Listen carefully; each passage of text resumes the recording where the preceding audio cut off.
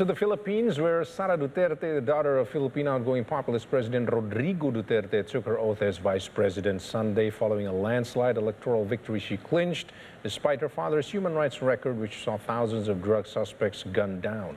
The inauguration in their southern hometown of Davao, where she's the outgoing mayor, comes 2 weeks before she assumes office on June 30, as specified in the Philippine Constitution. President-elect Ferdinand Marcos Jr., Duterte's running mate, will take his oath in Manila on June 30. Fondly called by supporters as Inday Sara, the mother of three called for national unity and devotion to God and asked Filipinos to emulate the patriotism of the country's national hero, Jose Rizal. President Rodrigo Duterte led the VIPs in the heavily guarded ceremony at a public square near City Hall in the port city of Davao, where he had also served as a longtime mayor starting in the late 1980s. The electoral triumph of Sara Duterte and Marcos Jr. has alarmed left-wing and human rights groups because of their failure to acknowledge the massive human rights atrocities that took place under their fathers, including late dictator Ferdinand Marcos.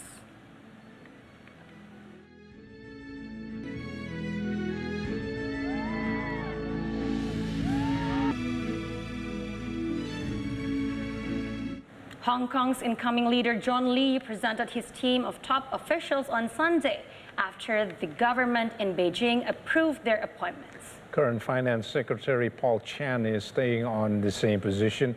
Chan Kwok Ki is the new Chief Secretary for Administration, which is traditionally the #2 role in Hong Kong's government.